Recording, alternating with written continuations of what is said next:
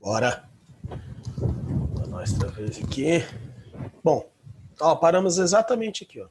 Não mexi em nada. Então, como eu citei para vocês, essas geometrias aqui de baixo, elas estabilizam com 12 elétrons, hibridação sp2. As geometrias de cima estabilizam com 10 elétrons, hibridação sp3d. Tá? Então, sp3d2 e sp3d, 12 elétrons e 10 elétrons. São derivadas do octaedro e aqui são derivadas da bipiramidal, beleza? O que acontece? Família 5A, esse elemento, 5 elétrons. Para a gangorra, já é o elemento da família 6A, que tem 6 elétrons.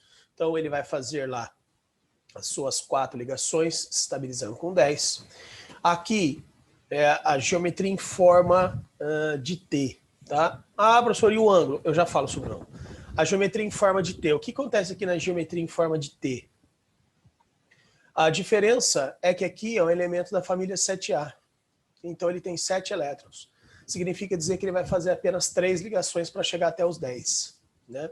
Então, como ele faz apenas 3 ligações para chegar até os 10, né, eu tinha aqui ó, os 2 ligantes e uma nuvem. Só troquei de lado. Agora são 2 nuvens e um ligante. Por que é chamado geometria em T? Porque se você deitar ela, é exatamente o que nós temos. Tá? Formamos um Tzão aqui, beleza? Ângulos, tá? Falando sobre ângulos. Ah, você não vai falar sobre esse de baixo? Eu já falei ali, tá? Quando nós comentamos do Xenone. Ângulos, o que acontece? Os ângulos aqui eles não são tão precisos, tá? Quanto a gente está acostumado. Por exemplo, o ângulo que nós temos, tá? O ângulo que nós temos aqui deveria ser 120, né? Por que deveria ser 120? Eu tenho um átomo ligado a outro, e aqui é par eletrônico, tá? Então também é uma nuvem. Então, os ângulos aqui deveriam ser todos iguais de 120. Não serão. Por que esses ângulos não serão 120? Lembra que quando eu comecei a falar sobre geometria molecular, eu falei sobre o VSPR? E eu disse para vocês o seguinte: o ângulo que nós temos de repulsão, a repulsão que nós temos entre par eletrônico, ela é maior do que a repulsão entre par eletrônico e ligação, que é maior do que a repulsão entre as ligações, certo? Então, o que acontece aqui? Quando eu tinha 3 ligantes, então, átomo X, átomo Y, Y e Y, todas essas nuvens são iguais, então eu tenho a mesma repulsão entre elas. Se eu tenho a mesma repulsão entre elas, esse ângulo é igual a esse, que é igual a esse, certo? Então todos eram 120. Aqui já mudou. Aqui essa nuvem é de ligação, essa nuvem é de ligação, tá? Ó, nuvem de ligação, nuvem de ligação. Aqui já é nuvem de par eletrônico. Significa dizer que essa repulsão ela é menor do que essa e essa repulsão.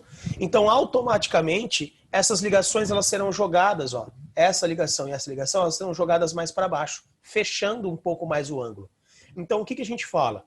Nós falamos que o ângulo encontrado aqui é um ângulo menor, tá? É um ângulo, ó, ângulo menor do que 120 graus. Tá? Então, o ângulo será menor do que 120 graus. Ok? Deveria ser de 120. Como esse par eletrônico é uma repulsão mais forte do que uma ligação, então o ângulo acaba sendo menor. Tá? Além desse ângulo de 120, qual que é o outro ângulo de ligação que a gente encontra aqui? 180. Então, deixa eu limpar essa tela que está uma zona.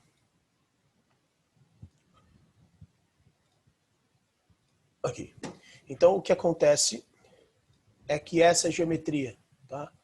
Família 6A, 6 elétrons. Essa angulação é de 180 graus e essa angulação aqui, ó, tá? É menor do que 120 graus. É isso que eu tenho na gangorra. Na geometria em T, tá? Na geometria em T, o que eu tenho, tá? O que eu tenho aqui é par eletrônico e par eletrônico. Então, teoricamente, isso aqui é um ângulo de 120, isso aqui é um ângulo de 90, tá? Isso é o que a gente tem. Mas como são 2 pares eletrônicos, isso pode empurrar um pouquinho mais. Então, em alguns livros, tá? Isso pode parecer como menor do que 180 e menor do que 90. Tá? É raro de aparecer essa angulação, mas pode aparecer menor do que 180 e menor do que 90. Tá? Mas se a gente desconsiderasse essa repulsão extra aqui, era 180 e 90 que nós teríamos na geometria em T. Na linear, não preciso nem discutir com vocês, é 180 graus, porque eu só tenho nuvens e as repulsões são todas iguais, ok? Só lembrando que essas todas geometrias se estabilizam com 10 elétrons no sp3d, correto? Então, família 6A, família 7A, família 8A. Daqui para baixo, o que acontece é que a estabilidade vai para 12 no sp3d2. E o que nós temos acontecendo aqui? Esse cara do octaedro já é um elemento da família 6A. Tá? Ah, não tem da família 5? Não. Porque a família 5 tem no máximo 5 elétrons em volta dele, né? Então o que ele vai conseguir atingir no total? 10 elétrons, como sendo o número máximo em volta dele. Ele não vai conseguir fazer 6 ligações para chegar até 12. Tá? Por isso que aqui, ó, esse átomo central, esse átomo X, já é da família 6A. Aqui, esse átomo X é um átomo da família 7A e esse átomo X é um átomo da família 8A, que nós comentamos agora há pouco ali, tá? No quadrado plano do XeF4. Falando desse cara, que é a grande diferença que a gente tem entre todos que nós vimos. O que acontece com essa geometria? Essa geometria é chamada de pirâmide de base quadrada, né? Por quê? Justamente porque ele forma o quadrado plano igual a esse cara, tá? Forma o quadrado plano. A diferença é que aqui no quadrado plano, como eu tenho 8 elétrons, aqui em cima fica par. Na pirâmide de base quadrada, eu tenho um elétron a menos. Então aqui dentro é um elétron que é utilizado para fazer ligação. E aí a gente acaba formando, ó, isso aqui. Tá. Essa é a nossa pirâmide de base quadrada. Tá? O que acontece? Esse elemento da família 7A tem um par eletrônico, 2. Então faz uma ligação, mais 2, 4, 6, 8, 10 e 12. Tá? Se estabiliza também com 12 elétrons. Então, por exemplo, vamos colocar algumas moléculas que poderiam aparecer aqui para nós. Tá? Quais seriam as moléculas que poderiam aparecer para nós aqui? Isso poderia ser uma molécula de iodo, ó, ligado a 5 cloros. Então, ICl5, tá? Poderia ser uma molécula. Quais seriam os ângulos que eu tenho aqui? Aqui são ângulos todos de 90. Tá? Por quê? Porque a nossa base quadrada vai nos fornecer ângulos de 90, o nosso ângulo reto entre o plano e o ligante superior também vai nos dar ângulos de 90. Tá? Então aqui apenas ângulos de 90 graus. O que poderia ser essa fórmula em T? Essa fórmula em T poderia ser, por exemplo, o I. Vou pegar um diferente, vai? Só para não ficar... Opa! Só para não ficar todos com o mesmo elemento, pode colocar o bromo aqui, ó. Poderia ser o IBR3. Aqui. IBR3 forma em T. E a gangorra? A gangorra já é um elemento da família 6A. Poderia ser o SF4. Formaria uma gangorra. Então, esses são os exemplos, tá, comuns que aparecem nas provas para vocês. Volto a repetir. São geometrias especiais. O que significa dizer? Elas não têm essa grande ocorrência em prova. Tá? Ela não cai com tanta frequência.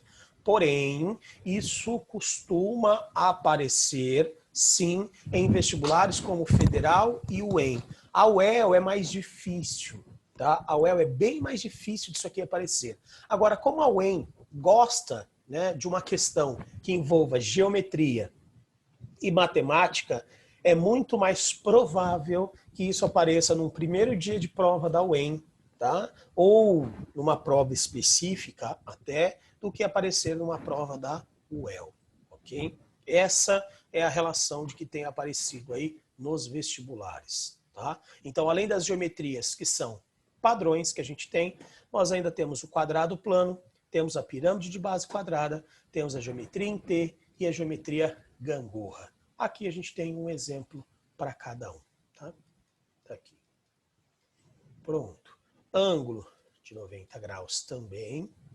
Aqui, ângulos, né, de 180 é menor que 120 e 180 e 90. Algumas provas podem até colocar um pouquinho menor do que 90 por conta do par eletrônico pressionando.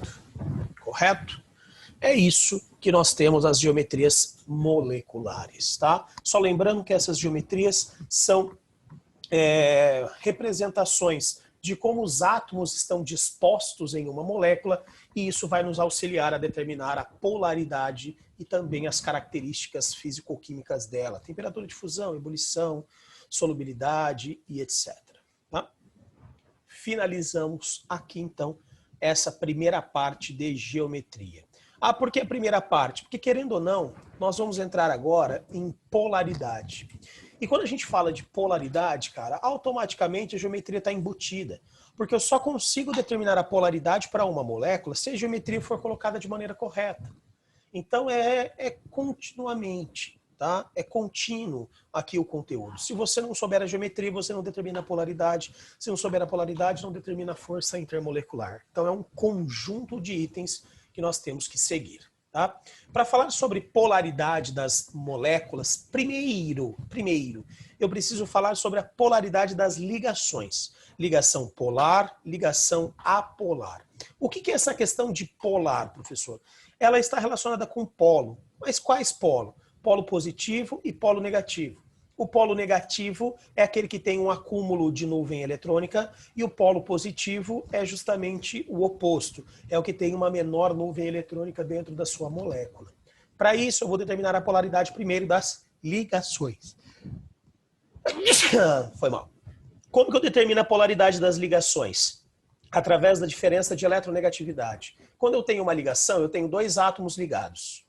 Esses átomos podem ser diferentes ou esses átomos podem ser iguais. Se por um acaso eu estiver com átomos diferentes, eu tenho uma eletronegatividade diferente para cada um. Só lembrando, fui ontem no Clube Brasil e só comi pão com hambúrguer, onde o flúor tem a maior eletronegatividade de todos, ok?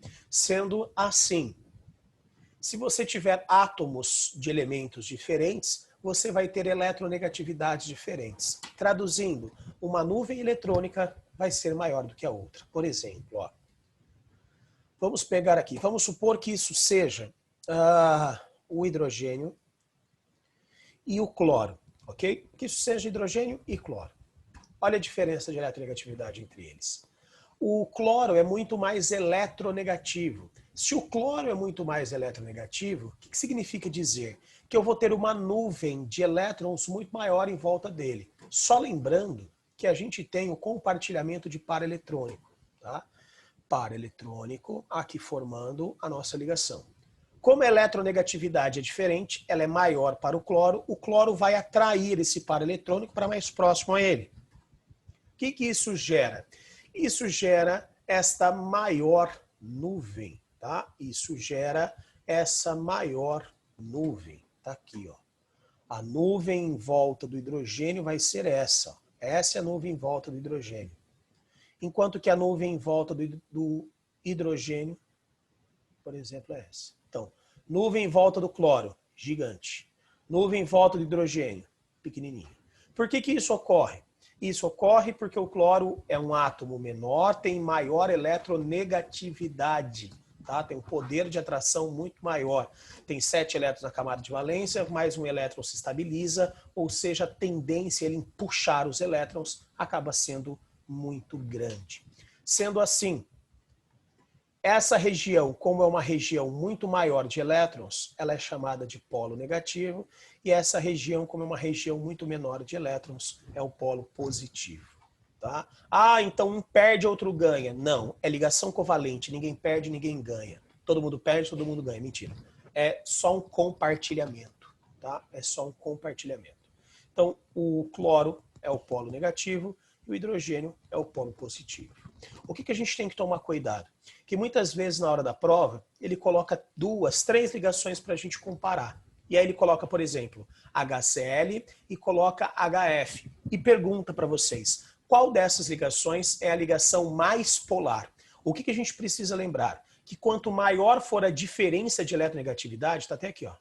Quanto maior for a diferença de eletronegatividade, maior vai ser a polaridade que a gente tem. Então, entre hidrogênio e cloro, a diferença é essa. Entre flúor e hidrogênio, a diferença já é maior. Então, significa dizer que aqui a nuvem do hidrogênio fica ainda menor e a nuvem do flúor vai ficar ainda maior do que era do cloro. Olha lá. Pronto. Tá? É isso que nós passamos a ter. Então, significa dizer que maior nuvem é do flúor, polo negativo, maior nuvem é do hidrogênio, polo positivo. Só que se eu for comparar esse cara com esse cara, o que eu posso concluir? Que esse polo negativo, ele é mais negativo do que esse. Por quê? Porque a diferença de eletronegatividade é maior. Esse polo positivo aqui, ele é mais positivo do que esse. Por quê? Porque a diferença de eletronegatividade é ainda maior. Significa dizer que essa nuvem ficou ainda menor do que era essa daqui.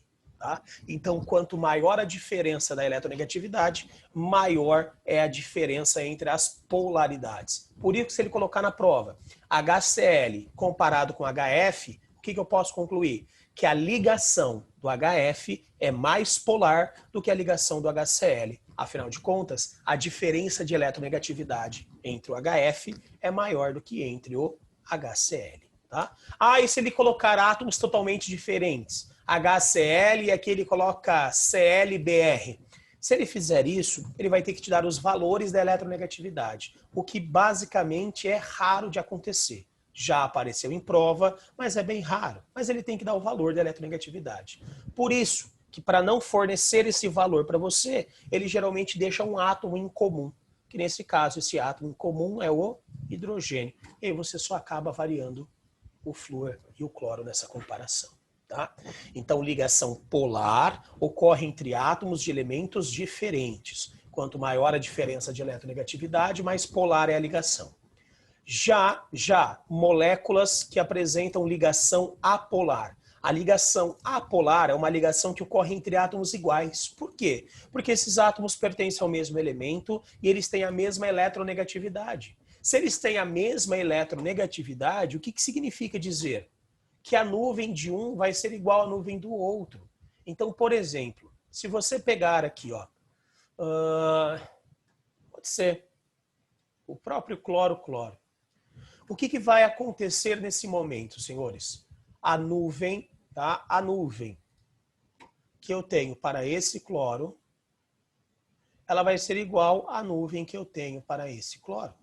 Afinal de contas, eu tenho o mesmo elemento aqui. Se eu tenho o mesmo elemento, eu tenho a mesma nuvem, certo? Se eu tenho a mesma nuvem, nenhum polo será formado. Então, isso não vai ser positivo nem negativo. Isso não vai ser positivo nem negativo. Por quê? Porque o par eletrônico vai ficar exatamente no meio entre esses caras. Ele não fica nem mais para a esquerda, nem mais para a direita. Isso só acontece quando os elementos apresentam a mesma eletronegatividade, ou seja, quando são átomos de um mesmo elemento, certo? Então, essa ligação vai ser uma ligação apolar.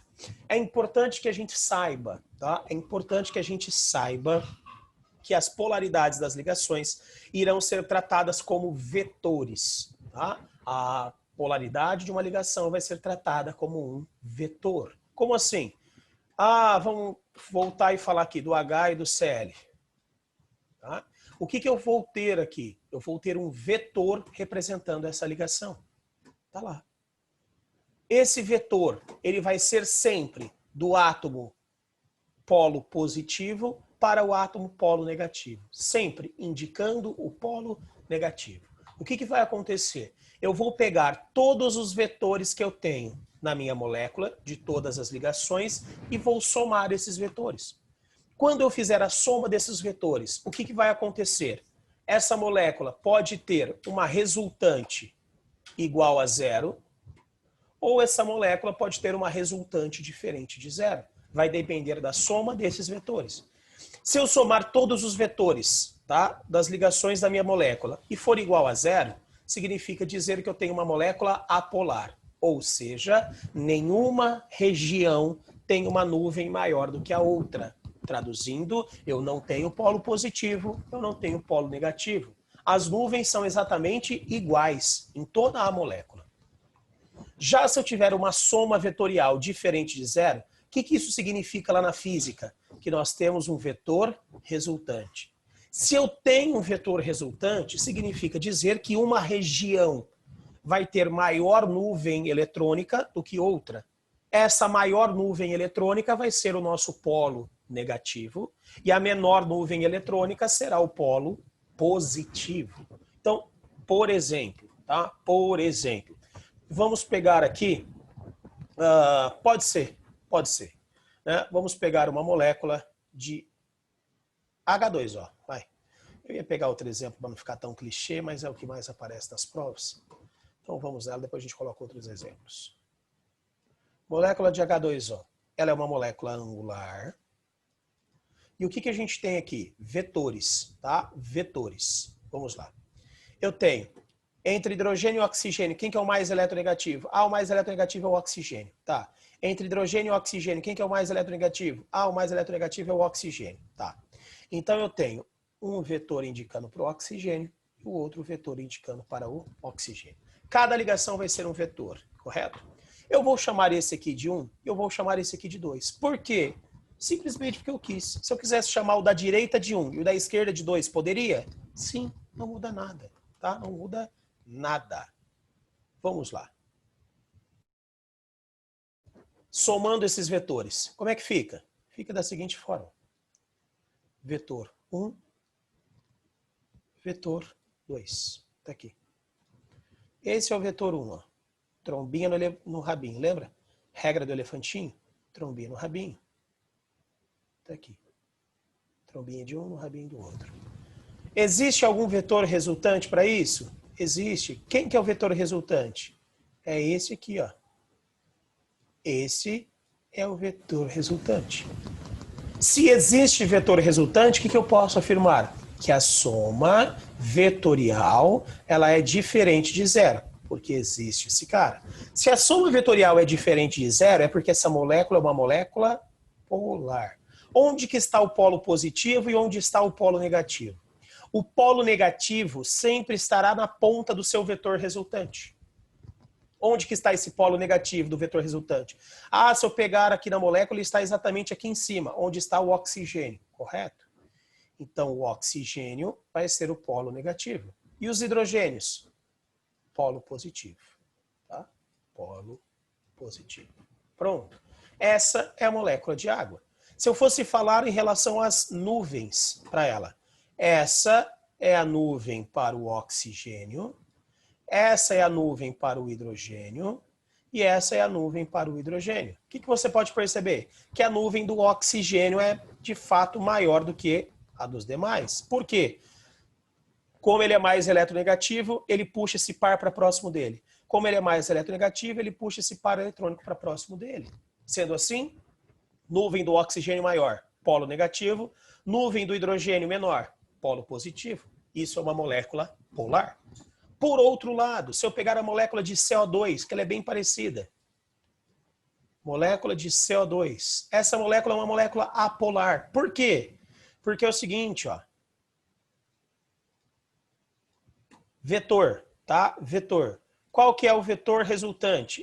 Não sei. Entre carbono e oxigênio, quem que é mais eletronegativo? Oxigênio. Entre carbono e oxigênio, quem que é mais eletronegativo? Oxigênio. O que significa dizer? Que fica indicado para o oxigênio, que fica indicado para o oxigênio. Vetor 1, vetor 2. Soma vetorial. Qual que vai ser a soma vetorial aqui? Zero. Por quê? Vetor com mesma intensidade do que esse outro vetor. Por quê, professor? Por que eles têm a mesma intensidade? Simples. Qual é a diferença entre eles? Carbono e oxigênio. Qual que é a diferença entre eles? Carbono e oxigênio. Então, se esse vetor tem 4 newtons para a esquerda, esse vetor também tem 4 newtons para a direita. Traduzindo, eles têm a mesma intensidade, só que estão em sentidos opostos. O que acontece? Um vetor anula o outro. Vetores de mesma intensidade em sentidos opostos se anulam. O que significa dizer? Que a soma vetorial é igual a zero. Eu não tenho vetor resultante. Se eu não tenho vetor resultante, significa dizer que nós teremos aqui uma nuvem para o oxigênio, carbono, e para o oxigênio, exatamente igual.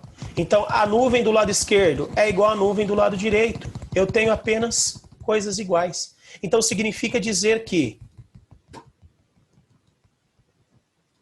o oxigênio puxou o par eletrônico das duas ligações para ele. O oxigênio puxou o par eletrônico das duas ligações para ele.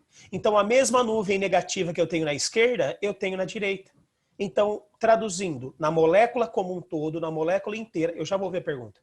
Na molécula como um todo, na molécula inteira, eu tenho exatamente as mesmas nuvens. Então, se isso fosse mais negativo, já seria anulado por isso. Traduzindo, não tenho uma nuvem de um lado maior do que do outro, a soma vetorial é igual a zero, a molécula é uma molécula apolar, tá? Molécula apolar. Deixa eu ver a pergunta aqui. Professor, o par eletrônico se desloca para onde é mais negativo? Perfeito, perfeito. Você vai analisar qual é o elemento, tá? Você vai analisar qual é o elemento mais eletronegativo. O par eletrônico sempre estará próximo a ele. Sim, até porque a eletronegatividade é o quê? É a tendência do átomo em atrair elétrons para ele na ligação. Tá? Então, se ele é mais eletronegativo, ele sempre vai puxar o par eletrônico para ele. E a seta, tá? A seta do vetor sempre estará indicando ele, tá? Como resultado. Beleza? Bom, pessoal, essa é uma maneira que vocês têm para calcular a polaridade. Existe outra que eu não gosto. Né? Você vai digitar na internet aí, determinação de polaridade, aí tem a regra da nuvem. Né? Regra de nuvem e de ligantes. Quantas nuvens e quantos ligantes? O que eles falam? Se o número de nuvens, por exemplo, 4 nuvens, é igual ao número de ligantes, 4 ligantes, a molécula é apolar. Se o número de nuvens é diferente do número de ligantes, o que acontece? A molécula é polar. Ei, isso aqui é lindo, tá? Isso aqui é lindo. Só que não funciona para todos os casos. Ah, não? Não, não funciona para todos os casos. Quando você pega uma molécula como essa, você estraga essa história de nuvem. Por quê? Porque se eu escrever a molécula desse jeito, ela é apolar. E se eu escrever a molécula assim, ela já é polar. Tá?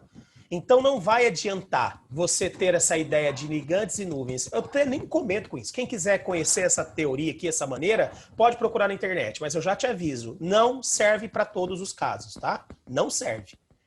Porque, por exemplo, essa molécula, ela é uma molécula polar. Por quê? O vetor vem para cá, o vetor vem para cá. Entre carbono e hidrogênio, vai para lá. Entre carbono e hidrogênio, vem para cá. Qual que é o resultado disso? Eu vou ter um grande vetor aqui para baixo e um grande vetor para a direita. Regra do paralelogramo, qual que é o vetor resultante? Esse aqui. Esse é o vetor resultante. Então a molécula é polar. Porém, se ela estiver escrita dessa forma, já não será mais. Porque entre carbono e cloro, cloro, entre carbono e cloro, cloro. Entre hidrogênio e carbono, carbono, entre hidrogênio e carbono, carbono. O que acontece? Os vetores se anulam. Esse vetor é igual a esse, só que em sentido oposto. Tchau. Esse vetor é igual a esse, só que em sentido oposto. Tchau. Aqui a molécula já foi apolar. Se você tivesse feito pelo método das nuvens e dos ligantes, isso não daria um resultado apolar. Isso daria um resultado polar. E não é verdade. Não é verdade. Essa molécula é sim uma molécula apolar. Tanto é que teve uma questão da UEM. Depois eu vou procurar e vou mandar para vocês aí.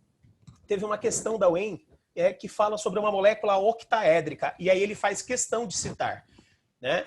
Ele tinha uma molécula que era assim, ó. Era MA2B2C2. E aí ele fala que o M era o átomo central e que o A estava oposto ao A, o B estava oposto ao B e o C estava oposto ao C. Porque se ele não fala isso, eu mudo a polaridade da molécula. E se eu tivesse feito o cálculo da polaridade pelo sistema de nuvens e ligantes, eu ia errar essa questão também. Então eu peço, abandone esse esquema de nuvens e ligantes. Eu não sei como vocês aprenderam no primeiro ano e não me importa. Eu peço para que vocês sigam a soma dos vetores. Seguiu a soma dos vetores? Não tem erro. Não tem. Ele pode colocar o exemplo que ele quiser. Não tem erro. Fez a soma dos vetores, acabou o problema. Ok? Certo? Bom, é isso que nós tínhamos aqui para essa aula, tá, de hoje. Eu venho semana que vem falando para vocês ainda dessa questão de polaridade, só que agora aplicando isso nas forças intermoleculares, ok? Espero que vocês tenham uma excelente semana, bom descanso, bons estudos para todo mundo e até... Opa, deixa eu tirar o print. E até segunda-feira que vem. Aí, liberado. Pode dar o seu vazar. Falou, rapaziada.